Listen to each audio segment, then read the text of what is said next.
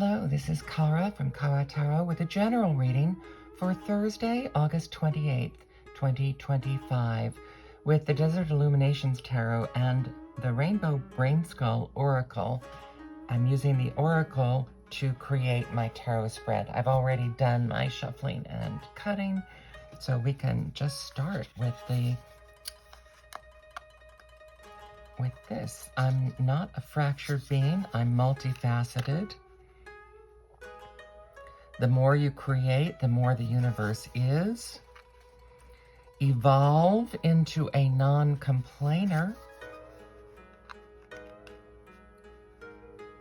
There is no such thing as the end, only the strangest change that has ever been.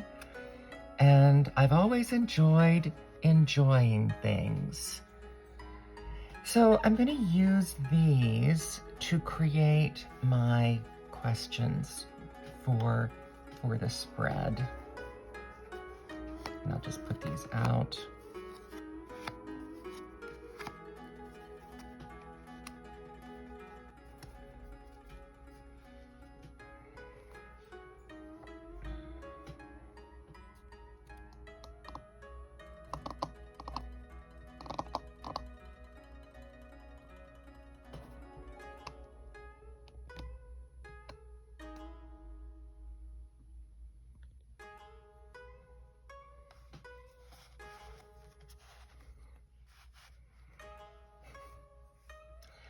Okay, so I'm not a fractured being, I'm multifaceted. So I'd say the first question is, how can I better incorporate all the facets of my personality? And it's the Queen of Cactus. Of course, the Queen of Cactus is about that incorporation of material things and emotional things. And so you can channel your Queen of Cactus. She is in ownership of who she is. She's a mature woman. She knows who she is. She knows her strengths and her weaknesses. She knows how to use them and when to use them for the best material result. And also, maybe the biggest thing is she appreciates what she has. And I think that's an aspect of recognizing that you're multifaceted, not fractured, that all of the aspects of your personality have a use, and just appreciating that. The more you create, the more the universe is. So how can I be more creative today? The moon. You can tap into your intuitive, subconscious thoughts. You can maybe do a little more howling at the moon, a little more freedom. In this case, both of them are howling at the moon. And let your crabby side even take a walk. The thing about creativity is you need all the aspects of yourself, going back to this.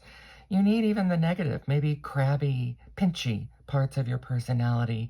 You need those too in your creativity. And if you try to suppress them, you end up with kind of a mediocre product.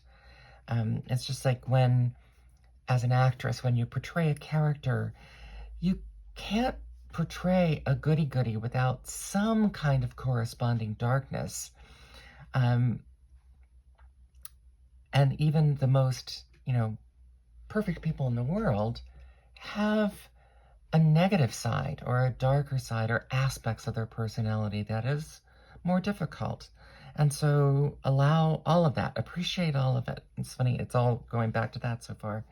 Evolve into a non-complainer. So how can I evolve into being a non-complainer? Oh, and of course, this is the source of the complaints, these fears, these things that wake you up at 3:30 in the morning, fears about potential problems, guilt about past things that you may have done wrong, things you may have said wrong. And again, I think this goes back to this. What an interesting spread so far today. I think this goes back to accepting and forgiving yourself for those past things that you feel guilty about. I do think helps to release some of your anxieties for the future.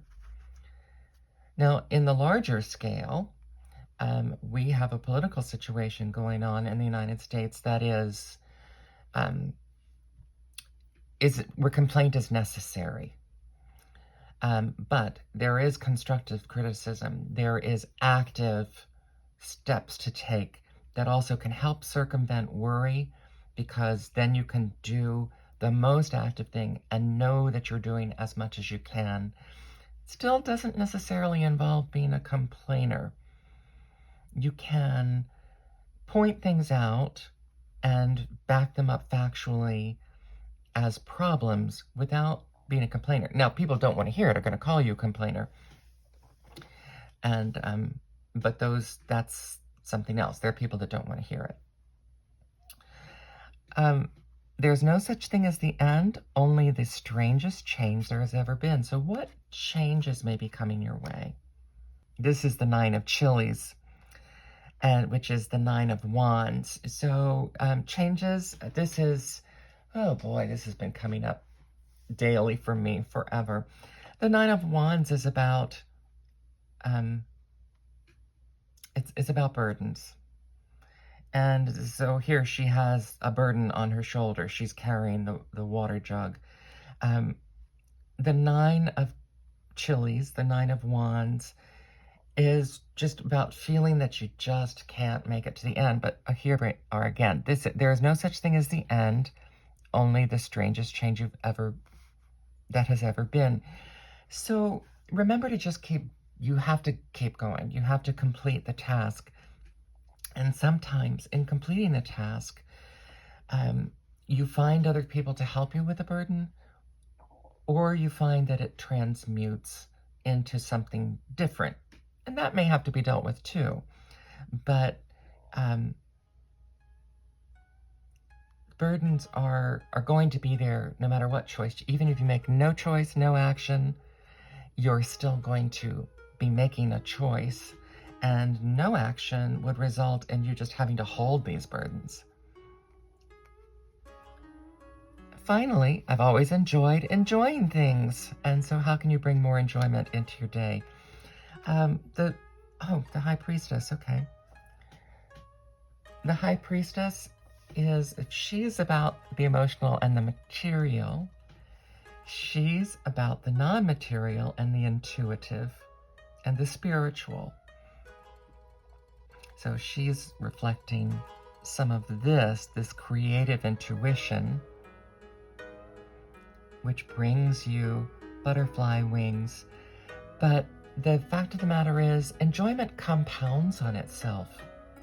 So if you are able to find the way to find joy even in your burdens, to actively work on the things that are bothering you instead of complaining about them, those things will turn them more into a sense of accomplishment and enjoyment. And that in itself feeds on itself. The feeling that you have accomplished something, feeling that you're actively working on something, brings you a sense of enjoyment. And it also brings a sense of inner peace. It lets out that inner butterfly and helps you center yourself more, so that you can also concentrate on the spiritual things that you need in your life. I hope this reading spoke to you. I certainly enjoyed the bright colors. I hope you did too.